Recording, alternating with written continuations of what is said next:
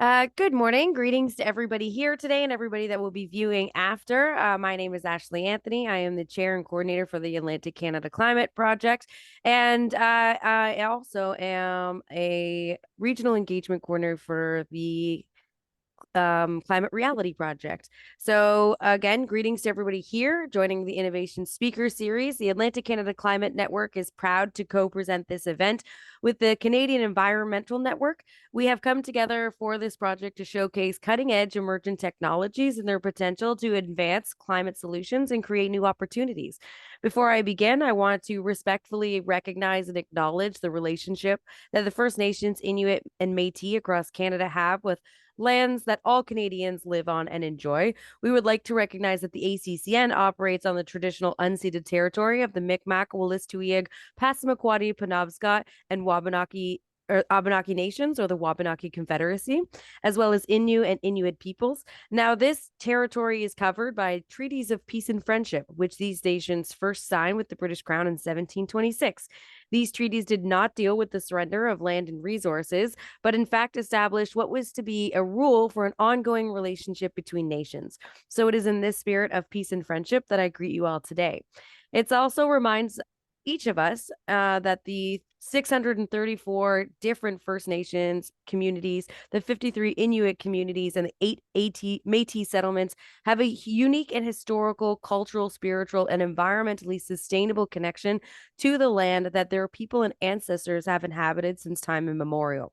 We acknowledge that all Canadians and visitors to this land to learn about and regularly acknowledge the historic and current relationships that exist between unceded land on which we live and work on, and First Nations, Inuit, and Métis. We also encourage all Canadians to consider how they personally contribute to Canada's reconciliation with Indigenous peoples. Now, the Innovation Speaker Series aims to foster collaboration and knowledge exchange amongst diverse stakeholders passionate about addressing climate change.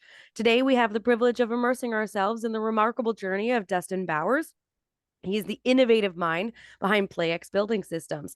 Now, Dustin began developing this innovative new project in 2017 in an attempt to find a solution to the insane amount of waste that he saw in the building industry. With over 20 years of experience in many areas in the building process, from foundation to finish, Dustin has developed a modular construction block building system that is low waste, no cut, reusable, and is almost exclusively made from recycled waste material. Pretty incredible. So today we have the privilege of delving into Dustin Bowers' extraordinary journey, gaining insights from his expansive experience in construction. And I would really enjoy if you please welcome Dustin Bowers as he shares his insight, expertise, and vision for a sustainable future. Dustin, over to you. Awesome. Thank you so much. So, yeah, my name is Dustin Bowers, and I'm the founder of Plaex Building Systems. I'm going to get our pitch deck up and running here. And yeah, I will note as well that we have the privilege of our lead investor in our seed round was actually a group of First Nations in the New Brunswick region. The Mi'kmaq United Investment Network led our investment round. So very privileged to have the support and backing of the local First Nations as we endeavor on this.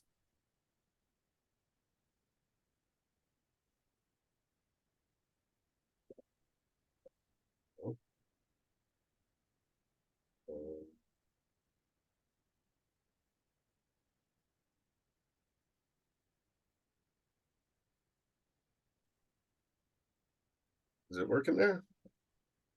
It is working well. Thank you, Dustin. Perfect. So at Plaex, we believe that buildings should be simple. It should last a lifetime. And the only products that are doing that now are ours. We're making construction as simple as playing with Lego, and people love it.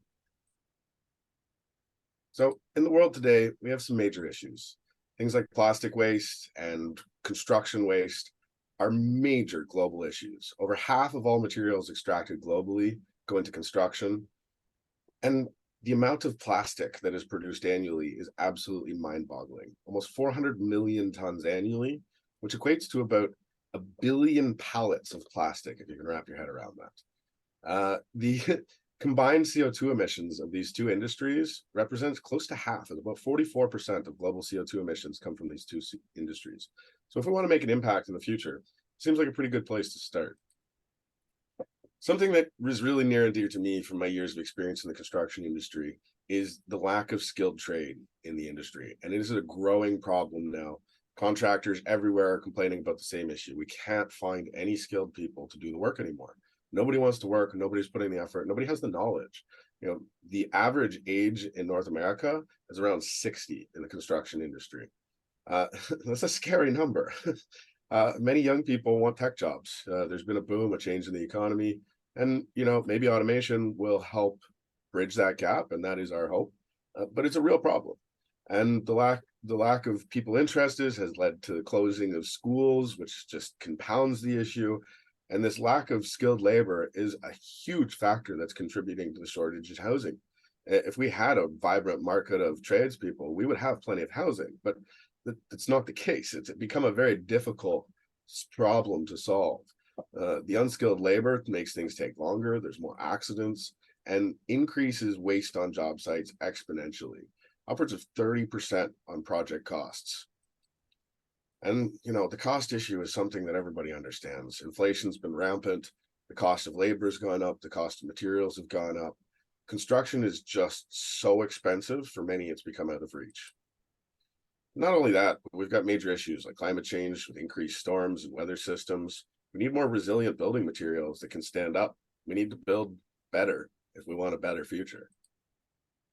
The next challenge is regulations. Now, there's a lot of movement that's been happening over the last few years within the regulatory body. Many jurisdictions are starting to implement deconstruction bylaws, so we can't just go in and demolish and waste all of the materials. Looking to create recycled content mandates that materials have to contain a certain amount of recycled materials, and really trying to reduce CO2 emissions. But nonetheless, the problem still persists, and massive amounts of waste continue to end up in our landfills. And the mixed waste is really the biggest problem. And, there's heavier fees, fines, costs being attached to it. The market is changing, and we need to reduce the waste fast. The next thing is automation. And this is something that's changing the world very rapidly. Most people, you'd have to be living in a cave now to have not heard of GPT or other technology like this. That's really starting to change the way that we interact with the world around us. And robotics companies are at the front lines. I mean, you see Optimus or Figure or many other companies bringing humanoid robots to market. This technology is here. It's no longer sci-fi. This is what we will see, this transition. Like, it took 10 years for smartphones to get adopted. We're going to see AI and robotics adopted very quickly across many industries.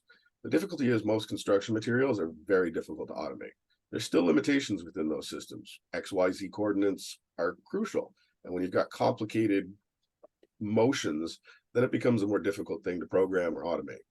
With our products, we're really looking to solve this, bridge this gap. And this is where our products come in. They're all simple, no cut, easy to assemble, plug and play products. We have our landscaping line, which we're ramping up in 2024. This is for landscaping and other non-occupied structures as we continue to push forward certification for our brick and panel system. The brick and panel system is intended for full construction. We're currently undergoing ASTM standard testing for CSA and ICC approval, and we're hoping to be able to get that in 2025. We're currently working with UMB's offsite construction testing facility and a few other independent labs and universities to really get through this process and get this product certified. It is the first in the world brick and panel system. So what that means is you got a structural core block that can take the load, withstand the stress, with a finishing panel attached to it that forms a fully finished wall. No more mortar, plaster, drywall. You don't need to do all that.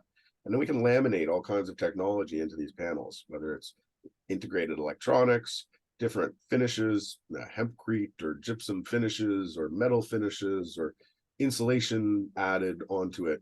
The possibilities are almost limitless with what you can do with this plug and play panel system. And so, we are early stages, and this is initially we're focusing on our landscaping system to ramp that up, get production going and turn to revenue. We make all of these materials out of our Plaexcrete. Now, Plaexcrete is a composite material that's made from over 90% up to 100% recycled materials, depending on the application. It's about 35% lighter than concrete, looks and feels like concrete. We can color it any color you would color concrete.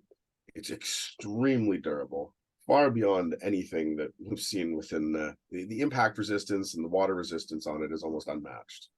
Plus, all these products offset CO2. It's about 1 ton of CO2 offset for every 100 links, and about 1 ton per 50 bricks. So it's a great climate solution and a great building solution. Turning all of this junk waste, things like fishing rope, silage wrap, much of the agricultural and marine plastic are things that we're specifically addressing to be able to produce these products, and combining that with mineralogical construction waste. Now, I'm not sure if the videos are going to work here, but we can try this. So I have some videos of some of our first bricks. This was in our prototyping phase. It was so exciting to finally, this was one of the first bricks that came out pristine. It was very exciting. It's been so much work to get here. Come so far from the working out in the yard to now we have just shy of 4,000 square feet in DEP. As you can see, the products are so simple to assemble. It's about the simplest system you can come up with. And unmatched toughness. So, go to the next one here. Now, let's see if this video works.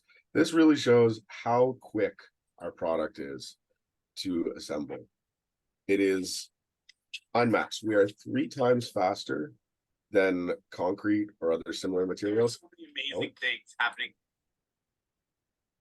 here at Plaex over the last little while. From winning innovation. Oh, I seem to have some issue accessing there we go. All right. So I wanted to give some examples. We did a demonstration build where we built with our products, our brick and panel system, and we built a wall with cinder blocks to compare the amount of time that it took to put together and how durable it is. Now, as you can see, our Plaex bricks go together about as fast as you can place them. They're a snug fit. We aim for a fairly tight tolerance on our products. But really a mallet and a pry bar is mostly all you need for putting our product together. And look at how much faster that is going together than the traditional materials. Literally, we built this wall, we took it apart, and we built it again in the amount of time that it took for the cinder block wall to be built. Look at that. Almost uncomparable. Now, I want to jump forward. We then did some durability tests. So I'd encourage all of you to go check out our YouTube at Plaex to see some more videos. We do a lot of test and demo videos that we post there. But here we decided to just show the difference on this. You know, cinder blocks, they're a very common material, but as you can see, a single strike pops a hole in it. Ours, you can't even tell. Where did it hit? There's a little discoloration in the spot where it gets hit. So we figured, you know, a sledgehammer wasn't quite enough to really truly show that, because obviously there's very little damage to it. So we stepped it up to a tractor. And the results are phenomenal.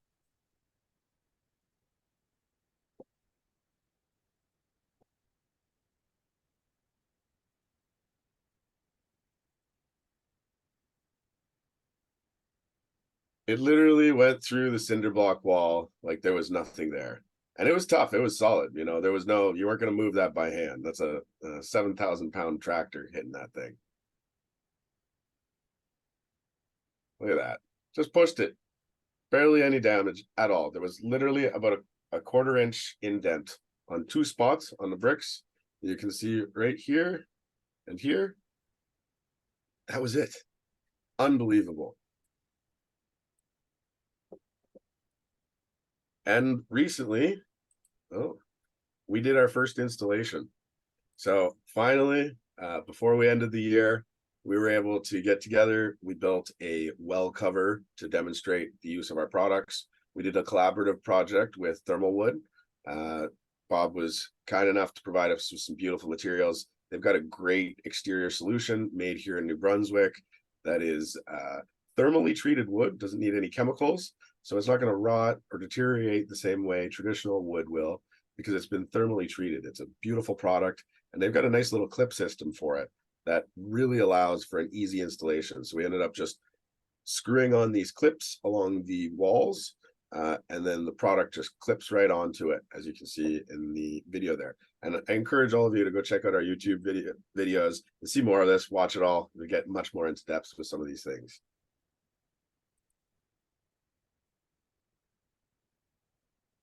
The results are phenomenal. Our products stand up to weather, they're fast to build, they're lighter, they're more cost effective, they don't absorb water, and the compressive strength is phenomenal. We have about 8 times the thermal insulation as traditional concrete with our material. So it's a phenomenal product. Save time, save money, it's less labor and easy to automate. We're building out a whole ecosystem. So it's more than just one product or something. We're creating a new physical construction platform with a digital component as well, allowing for integration between hardware and software and technology in a plug-and-play system that can build a truly circular future. Now, with our Links products, we've been working hard to develop some use cases. We're going to be showcasing and really pushing our Links landscaping products. So we've got a bunch of flower bed sets. There's a 5-in-1 flower bed set where you can build 5 different designs out of one kit. And then we've got the 5-in-1 squared, which exponentially increases your ability for designs. And we show a bunch of fun and simple designs that you can use and put into all kinds of beautiful sceneries. It's a truly aesthetic product that gives a lot of flexibility in the design. And here's a recent product design that we were requested from a customer looking at doing a pergola with this. So the sky's the limit. Creativity is the name of the game, and we're really encouraging people to think creatively about construction again and using sustainable products that can really drive that forward without causing more harm to our planet. We need to recover the waste. Like my kids say, we don't want to end up like Wally, right? We can do something about it before that. And there's a lot of flexibility within these designs. Now, recently, we also started doing a study house with Jot Design. Susanna is a well-renowned architect and was very excited about our products. We're looking at a lot of different applications for it. So we've started the design process, and we may end up looking at doing this as a demonstration build within the next year or so. So this is a project that we've been working on over the last bit, been getting the design work done and showing really the flexibility and beauty of our product. Even without the paneling system on it, it's got a very beautiful aesthetic. So this is how our customers are. We work with waste producers, creating EPR solutions or extended producer responsibility solutions to help them find an end market for their waste products. So we work with clean farms, we work with various food packaging groups, we work with various ocean cleanup groups, and we take those materials and we turn them into our end products. So we end up saving them money on landfill costs, and we guarantee that the material is sustainably dealt with. Now that ends up generating a small bit of revenue, but we always aim to be cheaper than landfill. So we're saving people money on disposing of their waste and allowing them to do so in a sustainable fashion. And our real customers are contractors, developers, and retailers. In 3 months, we got over 750,000 in signed LOIs, and the amount of responses we get right now is hard to keep up on. We're going to be bringing on a customer service rep soon to help speed up response rates, but please bear with us. We are a startup with a small team, and the amount of interest has been absolutely staggering. Very exciting, very exciting.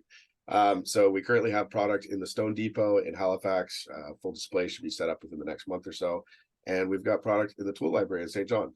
More retailers coming online very soon as we ramp up production. And one of the big ways we're hoping to ramp up production and be able to address people, we get so many responses from people down in the States or out on the West Coast or all across Canada and the world, is we're going to be scaling very rapidly through licensing through production partners. So currently we have 8 signed partners, and there is a global opportunity to deploy up to 50,000 production lines if we're going to really solve this problem in a meaningful way. Each one of those production lines has the opportunity to create between 1.3 and 2.6 million in revenue. So it is a very profitable, very sustainable, and fun way for us to make a big impact in the world. Now, in order to get there, we got to be smart about it. We take it in steps. So we're currently in step one, which is our demonstration phase. So we've got just shy of 4,000 square feet in Dieppe. We've got about 80% set up now. We've been setting up our continuous mixing line and setting up our extrusion and molding systems and testing products. Last year, we produced about 500 units, a lot of testing, configuring, refining. Now we're in the process of retooling and getting set up to start producing our Lynx products and automating our entire production line. Once that's all up and running, should be about April, then we're going to begin scaling up. So we've got several micro producers lined up. We're looking to expand into the United States very quickly. We're looking to expand into Africa very quickly and looking to expand out to the West Coast very quickly. So I've got 3 target areas that we're really pushing to have active or in the works before the end of the year. And then as we move forward, continue to ramp that up through licensing, expanding our Plaex ecosystem, things like design software plugins and integrated plug and play products with some solar or electrical systems in them. So the company was founded in 2020.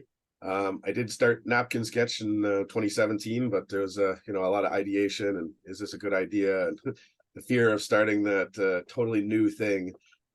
Finally, January 2020, I dove in. February, I got incorporated, and March, the pandemic hit. 2020 was a lot of learning.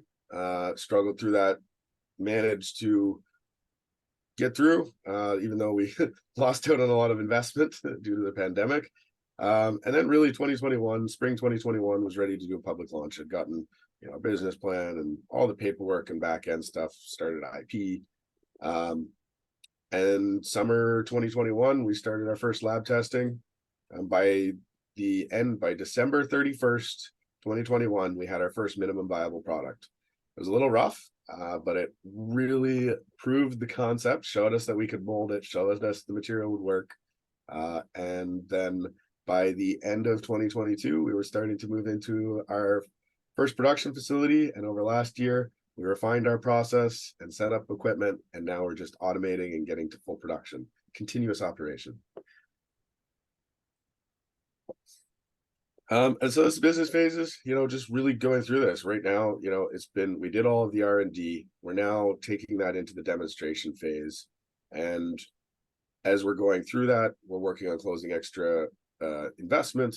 We have our 1.5 target, and that'll allow us to have the internal growth so we can really scale up and meet this global demand that is absolutely mind-boggling.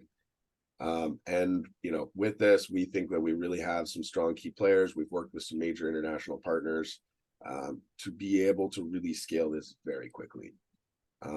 Better products, they're more durable, they're faster to build with. They help companies if they have their ESG targets, saving 15 to 35%, and they're automation ready.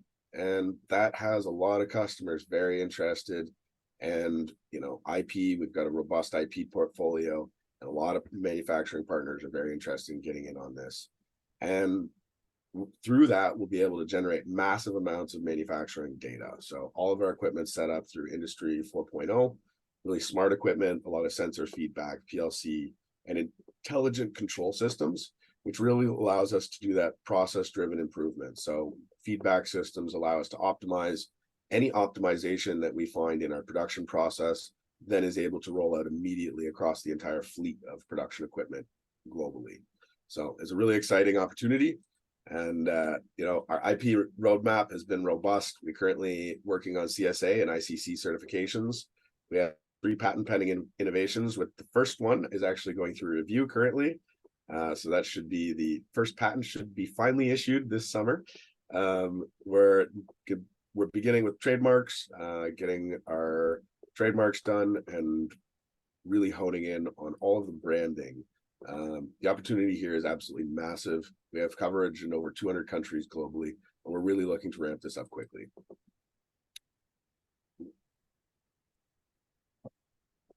We have a fantastic team with so many years of experience and wide Rolodex. Some really niche people like Joshua Brownfield, who was the first employee for Everblock and took them to over 5 million in monthly revenue. He is helping us with marketing advisory and product advisory. We've got people like Nicholas and Susanna. Susanna's got many years in the architectural design industry, a lot of respect, a lot of connections. Nicholas has worked in the sustainability industry, as he says, since way before it was cool. And he helped write sustainability policies for the likes of Johnson & Johnson and TELUS. So really amazing people, people like James running Ocean Legacy out in BC, making huge impact on natural environment and a huge collaboration. So we've really drawn on a lot of community strength. And this is a small snapshot of the people that have helped us get here. The amount of support we've received over the last few years has been absolutely staggering. Truly, truly humbled by the amount of support and interest we've had. Thank you to everyone. It's amazing to see this dream become a reality. The impact on carbon. So this last summer, I ended up going to the Mass Challenge in Switzerland, and we worked. One of the funding partners or corporate partners for the Mass Challenge was Bueller. Bueller is a global manufacturer of equipment. So they build the equipment that prints your money. They build the equipment that roasts your coffee. They build the equipment that makes your car parts. They touch about 2 billion people annually, or 2 billion people daily with their equipment, the products that is made on those equipment. So we work with them. They have a carbon calculator that they had done as part of the program. They've done a lot of LCAs or life cycle assessments for many companies and products. And as part of that, we had to do our carbon assessments. So we went through, it's a very robust system, many factors, took many hours to go through this, and the numbers are phenomenal. Plaex has the potential to avoid over 1 billion tons of CO2 by 2034. That is a phenomenal amount. And not only that, but our products are also storing, because we're not burning, we're not using, the amount of energy required to produce our products is fractional compared to concrete or things like incineration and the pollution levels that come off of that. So it is phenomenal, and we'll be able to store over 100 million tons of CO2 annually by 2034 directly in our products. This market is expected to reach over 100 billion by 2030 just on carbon credits alone, and we'll be able to secure a significant portion of that. To date, we've raised about 1.8 in total from the beginning of the company to get here, which is phenomenal for how much we've accomplished for so little money. Our current burn rate is around 50,000 monthly, and our non-dilutive returns. So we work with a lot of grants and funding mechanisms. Our net burn rate ends up being about 20,000 currently, and we're currently looking for 400,000. So we are in conversations with quite a few parties right now, but we've raised 1.1 on our seed round so far. And we need that other 400,000 to get us across and into full production. Looking to close that up as quickly as possible. So if anybody's listening and interested, we are looking for some impact investors who are interested in the manufacturing and construction and recycling industries. We currently have over 400,000 as well in grants lined up ahead of us. So we've done exceptionally well at leveraging and growing this as quickly as we can. And here's a snapshot of some of the amazing people that have helped get us here and some of the product builds that we've done. So it is so phenomenal to have seen things come from a crazy idea that I started working on in a vendor tent by my chicken coop and in my basement to a full facility that we are now at about 80% set up to hit continuous operation. Thank you so much. I'm not sure if we have a question and answer period, but I'd be happy to answer anybody's questions. If anybody wants to get in touch with me, it's Dustin@plaex.ca. Be happy to answer your questions. We are a small team. We do get so many emails. If you don't hear from me, try again. It's not because I'm ignoring you. It's because we're just buried some days. So thank you all so much. Pleasure to have this opportunity to speak and present to you. Turn it back over. Thank you, Dustin. My head is just swimming with all of this phenomenal information. It's incredible the work that you've done and in the time frame you've done it. Now, you said you started at in a vendor's tent behind your chicken coop, and that you went all in January of 2020. What was that like? What inspired you outside of just seeing collective waste to start Playex and start this revolutionary idea and actually, take it from just talk into action? Yeah, well, I mean, I mean, I guess I've lived it for my life for many years. I ran waste vegetable oil for a fuel for about 8 years, allowed me to travel, and I just saw a lot of the waste. And working in the construction industry, um, it was phenomenal. So I mean, I had worked in the industry my entire life and always tried to reduce the amount of waste on job sites. I mean, it's cost effective. It's both good for the planet and it's good for the pocketbook if you can eliminate waste. Waste costs money. um, and so I was always trying to make things as efficient as we could, try to reduce waste on every job site. And under my deck would fill up with scrap materials that I use on little projects on my own place, and typical contractor. But when I was working out in Vancouver, I got to a scale of it where I had my first kid and I'm wanting to make better money so I can provide and grow and build something for the future. And I got to a point, we had about 12 projects or 18 projects at the peak of it under management on the company. And I was managing, I had to manage all of them. I was like next in command to the boss. And it was about 12 million in capital, and the amount of waste was just staggering. When you have 18 different projects you've got to manage waste on, every sub trade, the drywallers, the electricians, the plumbers, you got to send cleanup crew between each of them. Otherwise, because as much as I wish you could train people to clean up after themselves, it just doesn't happen. So we ended up docking. We had in our contract, they had to, there was a fee we charged for each of the contractors if they didn't clean up, and they would usually just pay the fee. And so we had to manage all of that waste cleanup as the general contractor. And it got to a point where it made me sick. It made me sick to see how much was wasted, and we were doing a lot of very high-end work. Vancouver's got a lot of very affluent people. There's a lot of very fancy houses, and the amount of waste just made me sick to my stomach. And I didn't feel good about what I was doing. Like, I like building beautiful things. I like creating. I like construction and the trades have been a very fulfilling job. It didn't feel that way after seeing the amount of waste there. And then when I started looking at the numbers and statistics, half of everything goes into construction. That's staggering. And half of that then never gets recycled or more. Like, it's the best places may recycle 50% of the waste, other than Singapore. That's the one exception. They recycle everything. But most places in the world, you're looking at maybe 20% recycling rates on construction materials, and maybe 10% at best on plastics. So I mean, it's a huge issue. I saw the issue very clearly, and I had to do something about it. And it was kind of that answer to my childhood question of, why don't we build houses out of Lego? My son has that same question, and I am constantly stepping on Lego. But like, my assumption is that you have very limited experience in sustainability outside of what you've witnessed. What was the learning curve of taking on this type of project, and what did you have to go through to make this a reality? Well, there is a big difference between construction and manufacturing. I gained the skills of running crews and planning, budgeting, all of that stuff. Running big projects gave me a lot of skills to bring to this. But yeah, manufacturing is a whole other game. There's a reason a lot of people don't do it, and a lot of it's been shipped out of the country. Unfortunately, Canada is not the best place to set up manufacturing, and we should be. We have a lot of natural resources. There's a hesitation to financial capital. A lot of people don't seem to understand. A lot of people in the investment world, I think, have gotten high or gotten lazy with digital investment and don't realize the Industrial Revolution cost a lot, and it is why we have the lives we have today.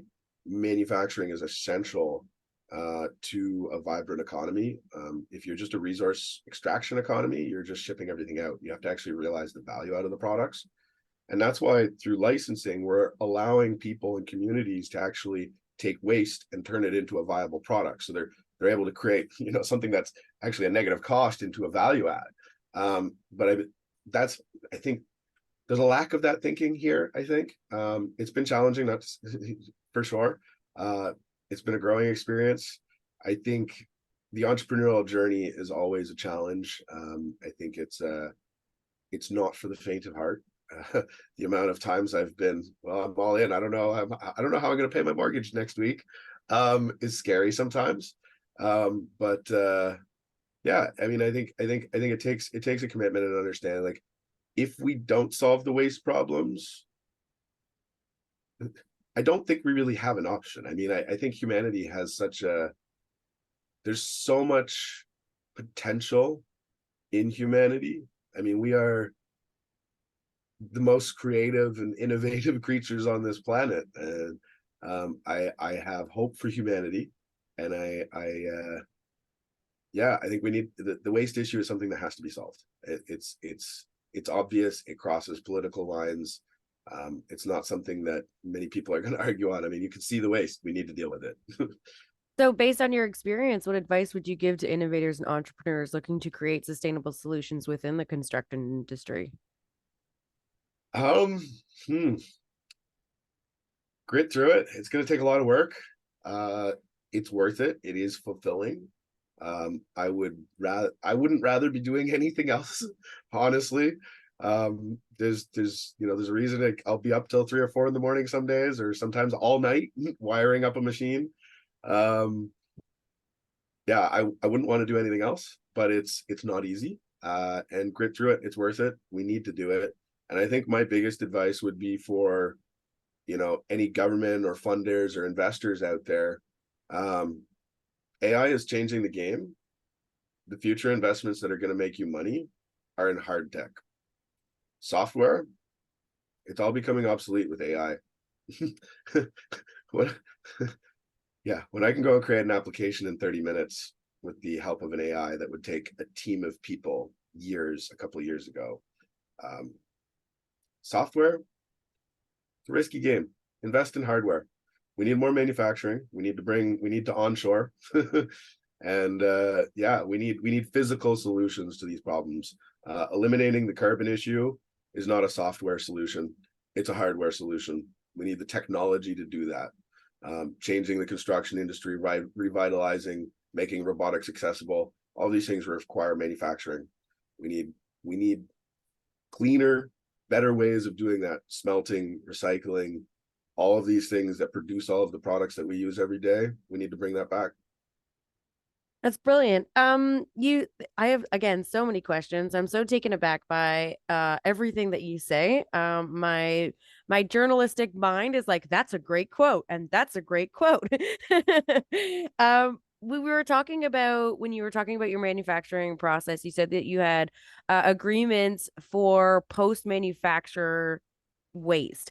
I'm wondering if you also deal with post-consumer plastic and waste, and what types of partnerships do you have with maybe agricultural or marine nonprofits trying to look up at cleaning some of that waste? Yeah, so we're working with the Atlantic Fishing Gear Coalition to source some of the rope. We've also had conversations with groups like the Huntsman. We've also got material from Scotian Shores, as well as another group out of Newfoundland. I apologize, I didn't deal directly with that that one, but we do bring in material from quite a few different sources for that. We're working with Clean Farms on the agricultural side. We also work directly with some farmers. We've had some conversations with the maple producers associations. The thing for us, so we can use some post-consumer waste. We did a trial project with Dow on their energy bag program, and there is an opportunity to scale that up. The issue comes down to capital again. In order for us to recycle municipal waste, we need advanced sorting mechanisms, because the last 2 years I've become a bit of a chemist. I've had to. And the chemical reactions that happen with PVC and the radical chlorine, it's dangerous. PVC is a problem. We are exploring some novel chemistry in lab research, but yeah, PVC poses a big issue for us. So municipal systems often have contamination of PVC. It's impossible to not. It's once again, like I said, how difficult it was to get subtrades to clean up after themselves. Getting people to sort their plastic. We need mechanical solutions for that. So The hardware exists, but it's very expensive. And so can we use municipal post-consumer waste? Yes, but it takes more money. You need the hardware to be able to sort it. And we're as a startup. Yeah. Of course, 100%. You can only do with the resources that you have. You were mentioning PVC. Now, what other materials can't you use in your product, or that's posed some type of issue in the remaking of your own manufacturing process? Yeah, so I mean, I think more so the approach that we've gone is not looking at what we can't, but what we can, and finding large volume sources of that. Yes, there are polymers. We don't use high temp polymers. We don't use thermosets, resins, stuff like that. You know, we've specifically identified about 30% of polymer that is easily accessible globally, and about 10% of that is of a nature that we can actually make high profitability off of it. Yeah, about 30% we can use of global production. We can probably use almost 50% of polymers produced globally, but by volume. But there's some nuances to that. I mean, the chemistry involved with polymers is quite complex, and so we really deal on a case-by-case basis. And where we find strength is by working directly with waste producers, primarily from more large volume industrial scale applications. As we start to grow operations, there are some licensees that we work with who do run recycling and sorting facilities. Those locations will be using post-consumer waste, but the chemistry is very important. It's incredible the amount of just devotion that you've put into this. It radiates from you. Something that you mentioned was like residential certifications, and that they're on the horizon. Could you share more about that certification process and its significance for Plaex, as well as any hurdles that have come into your way, stopping you from accelerating this process? Well, I mean, biggest hurdle is capital. Like I said, Canada is very slow to move on that. There's a good grant mechanism and stuff, but sometimes even that question, sometimes is it worth the amount of time we put in to the money we get out? So yeah, capital has been the biggest roadblock, honestly. Testing is not cheap. and yeah, I mean, we're on that roadmap. We've done a lot of the preliminary tests. We still have to do, now we're moving into actual built tests. So, over the course of this summer, we'll actually do some full structural tests. And then going into 2025, we're hoping to get our E85s, so flammability testing, and then, installed system tests in that flammability testing. So there's kind of 3 phases to that flammability testing that we've got to get through. We're hoping by 2025. We do have some opportunities as long as we have the capital to be able to do so. Once the testing is done, we should be able to fast track the certification process. So because it is clean tech, there is a real push to get those things through quick. Housing is a big issue. Everybody's talking about it. We're looking to get kits certified, so we're really focusing on this kit-based approach with our products. And so, we got flower bed kit, sandbox kit, shed kit. We'd like to do housing kits as well, but it's cost. The cost is the biggest barrier for us. Very interesting. I love that whole modular approach and the fact that you have kits. It seems like, you're the I don't want to compare you to IKEA because the quality is definitely very different, but the whole idea that you can have some type of control over the construction as well. I do have to say to the people that are viewing that I have had the privilege of watching you take take a sledgehammer to one of these Plaex blocks, and it's mind-boggling how little damage that it produces. That must it must tickle that little inner child fancy, especially that passion for Lego blocks, when you've created something like this. And of course, these are very versatile this is a very versatile project. there's a lot of socioeconomic issues as well for something like Plaex and the construction that you do. Like, how could that change the process of housing, especially when it comes to affordability and accessibility and the rate of construction?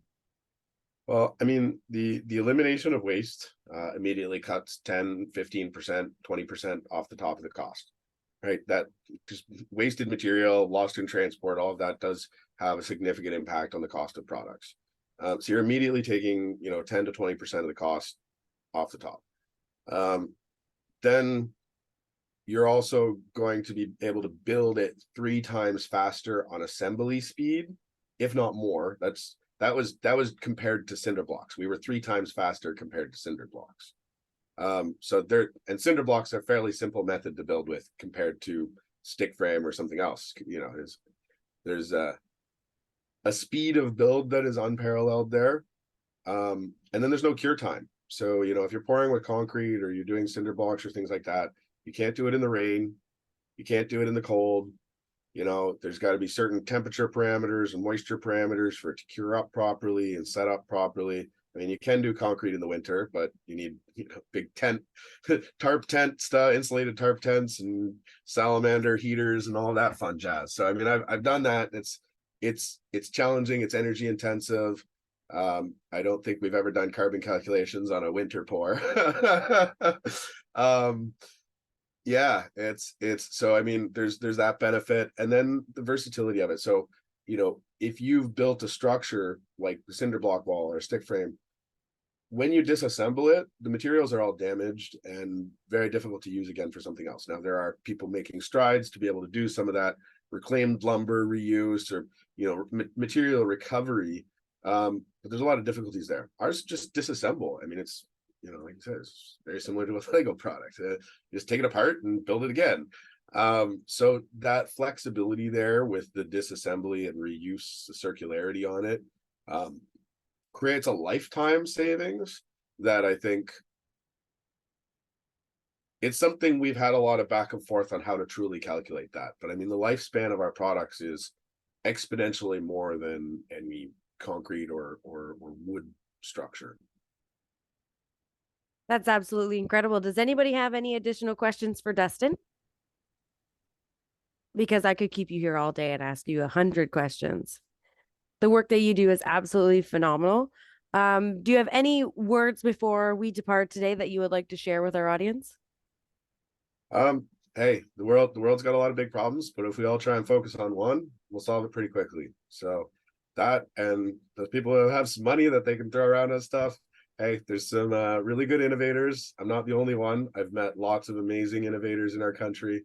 And the way to get through this and find solutions to the problems we face in our world is through strategic investment into companies that have physical technologies that are going to change the world, whether it's battery technologies, recycling technologies, construction technologies, robotics technologies. The physical technologies is what is going to change the world. It's the Industrial Revolution that got us here.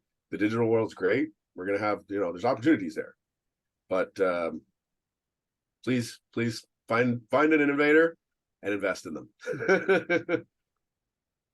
Well, thank you, Dustin, again, on behalf of everybody that participates in the Atlantic Canada Climate Network. We're very grateful to have you here presenting this incredible innovation with us. If you'd like to reach out to Dustin, please feel free to email dustin@plaex.ca. We will have this online if you'd like to view it again on YouTube, and feel free to share with, of course, all of your investor friends and anybody else that's looking for an innovative solution to construction. Again, thank you again, Dustin, for all of your time. And we look forward to all of the updates that will come from Plaex in the future and watching your organization grow.